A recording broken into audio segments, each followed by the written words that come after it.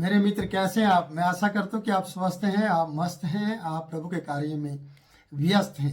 मित्र, आइए हम दानियल की किताब में चलते हैं। उसके 6 अध्याय के वीडियो को हम लगातार बनाते आ रहे हैं और इस किताब को हम 6ठे अध्याय तक ले आए हैं और उसके 5 पद तक आ चुके हैं। प्रियो, यहाँ पर इस प्रकार से लिखा है, तब वे लोग कहने लगे, हम उस दानियल के परमेश्वर के व्यवस्था को छोड़ और किसी विषय में उसके विषय विरुद्ध कोई दोष ना पा सकेंगे। यहाँ पर हम कह सकते हैं कि प्रियो, उससे पहले वो उसके विषय में दोष ढूंढना चाहते हैं, लेकिन कोई भी दोष नहीं मिला। वो निष्कलंक रहा, वो निर्दोष रहा और उसके बहुत सी कोशिश की गई, क्योंकि वो लोग उसे चिढ़ते थे, वो लोग उसे नफरत करते थे। और उन्होंने फिर से उनको याद आया कि एक कारण हो सकता है, एक दोष हो सकता है, एक दोष को हम दोष में बदल देंगे। जो दोष नहीं है प्रार्थना करना, वो परमेश्वर के साथ अपना रिश्ता बिताता है, ये दोष नहीं है, पर इसको हम दोष बना देंगे। इसको हम ऐसा कर देंगे कि ये व्यक्ति परमेश्वर को मानने वाला व्यक्ति है, ये यहूदी है, और हम इसको राजा के सामने शर्मिंदा करेंगे और इसके पद से इसे हटा देंगे। प्रियो, यहाँ पर लिखा है, तब ये लोग कहने लगे, हम उस दानियल के परमेश्वर की व्यवस्था को छोड़ और किसी विषय में उसके विरुद्ध कोई दोष ना पा सकेंगे। व्यवस्था के अनुसार चलने वाला दानियल, जो परमेश्वर की व्यवस्था है उसके अनुसार चलने वाला व्यक्ति दानियल हमेशा परमेश्वर की व्यवस्था को पूरा किया करता है और राजा की व्यवस्था को भी माना करता है। इसलिए राजा की व्यवस्था में तो कोई भी दोष नहीं मिला। अब इन्होंने बोला कि परमेश्वर की व्यवस्था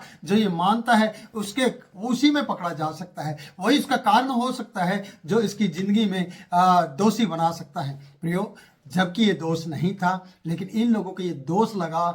ये लोग चाहते कि इसको हम दोषी बना दे इस कार्य के लिए। आगे हम पढ़ते हैं, तब वे अध्यक्ष और अधिपति राजा के पास उतावली से आए। राजा के पास आए वो लोग, क्योंकि वो प्लानिंग करने वाले लोग हैं, योजना बनाने वाले लोग थे।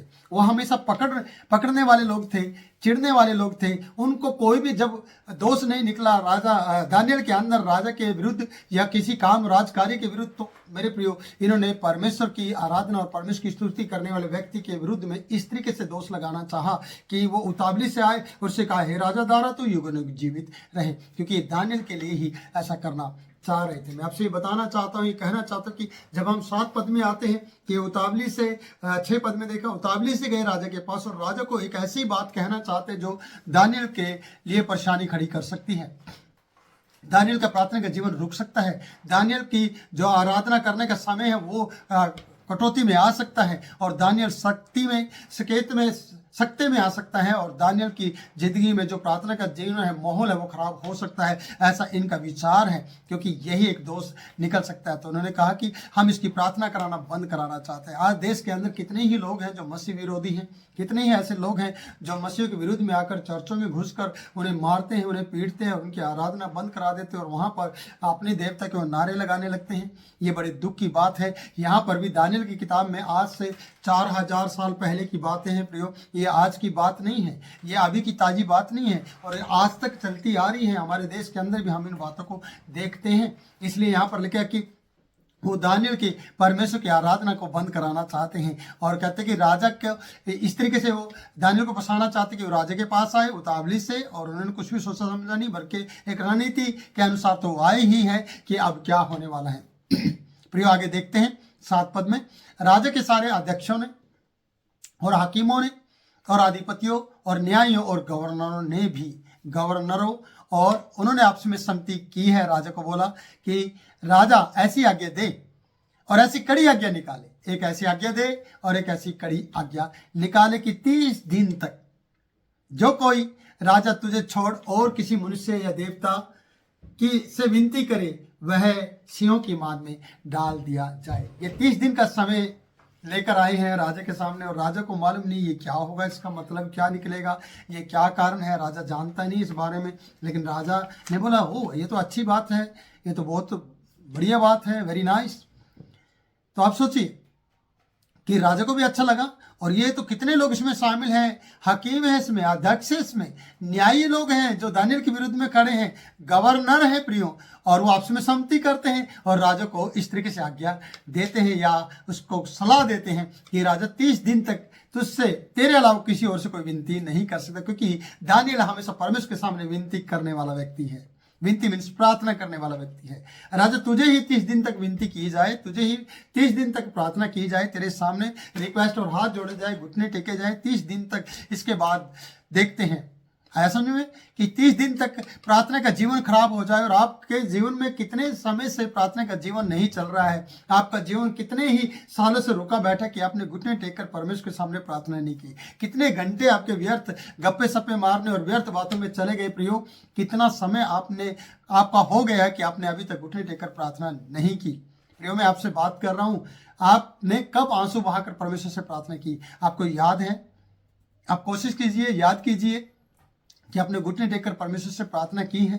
जिस प्रकार से दानियल के विषय में ढूंढा गया, सर्च किया गया कि दानियल अपने परमेश्वर के सामने हमेशा निरंतर प्रार्थना में लगा रहता है, और अब इसकी प्रार्थना के जीवन को हम खराब करेंगे।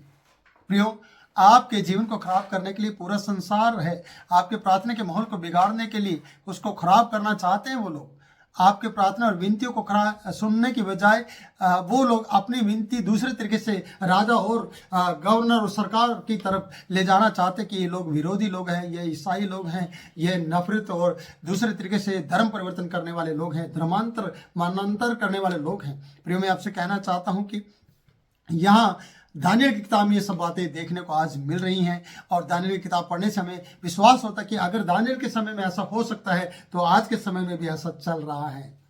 ये प्रेजेंट में हो रहा है प्रियो, ये आज के वर्तमान युग में हो रहा है, ये आपसे छुपा नहीं है, इसलिए आपको घबराने की जरूरत नहीं है। मैं आपसे कहना चाहता हूँ कि यहाँ कहते हैं कि 30 दिन तक बैन लगा दिया है कि कोई भी अपने देवता से या परमेश्वर से आराधना प्रार्थना नहीं कर सकता है। ये बैन करवा दिया है इन सारे प्रधान याजकों ने, प्रधान अधिपतियों ने, गवर्नरों ने और न्यायियों ने, अधिपतियों ने बैन लगा दिया है दानियल और उसके लोगों के ऊपर कि कोई भी विनती नहीं करेगा राजा के अलावा 30 दिन तक।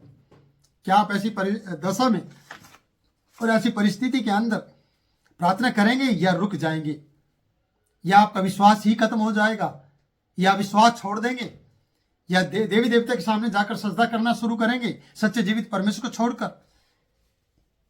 जब ये जो कर रहा है अधिपतियों के ऊपर प्रधान ठहराया गया है, अपने काम में निर्दोष है, कभी भी इसके अंदर कोई दोष नहीं पाया गया, सर्च करने पर कुछ भी इसके अंदर कोई भी बात ऐसी गलत नहीं पाई गई, पर एक बात ये गलत करना चाहते हैं कि इसके प्रार्थना के जीवन को खराब कर दिया जाए और राजा को ही सजदा करे। और ये यहूदी है, ये राजा को सजदा नहीं करेगा क्योंकि ये प्रार्थना करने वाला व्यक्ति है।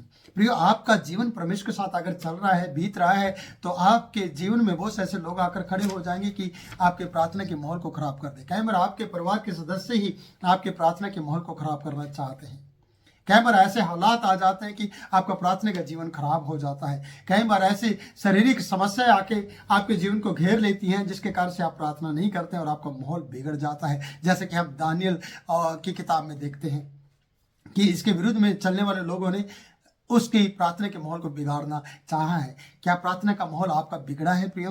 अगर बिगड़ा है तो आज फिर से उससे संवारने की कोशिश करें, घुटनों पे आ जाएं और उसके सामने सजदा करना शुरू कर दे, सच्चे जीवित परमेश्वर के सामने, ना कि राजा के सामने। ये राजा के सामने दानियल को झुकाना चाहते हैं और परमेश्वर से इसे हटाना चाहते हैं, और यही इसका दोष बन जाएगा क्योंकि ये राजा के सामने झुकेगा नहीं और ये जाकर फिर से अपने परमेश्वर के सामने सजदा करेगा, क्योंकि इसकी रीति है, इसका विश्वास है और ये हमेशा अपना जीवन परमेश्वर के साथ बिताया करता है। ये जानते हैं कि हे राजा, दानियल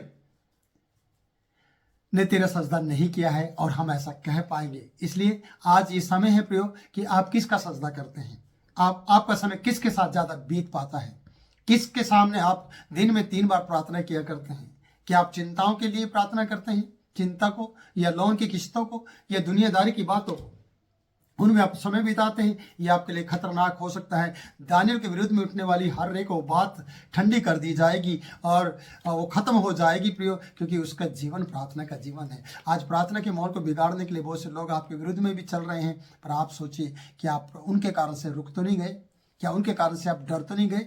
क्या आपके जीवन में ऐसी बातें तो नहीं आ गई जो डर आपको आगे बढ़ने नहीं दे रहा है, प्रार्थना करने नहीं दे रहा है? आज आपको प्रार्थना करने की जरूरत है प्रियो। आज फिर से आने की जरूरत है परमेश्वर के सामने और घुटनों पे बैठने की जरूरत है कि आप परमेश्वर से मदद मांग सके, और परमेश्वर आपके हर परिस्थिति में आपके साथ खड़े हो जाएगा और आपको उभारेगा और आपको चट्टान पर ले जाएगा। प्रभु इन वचनों के द्वारा आपको बहुतायत से आशीष दे। फिर मिलूंगा नई वीडियो में नए वचन के साथ।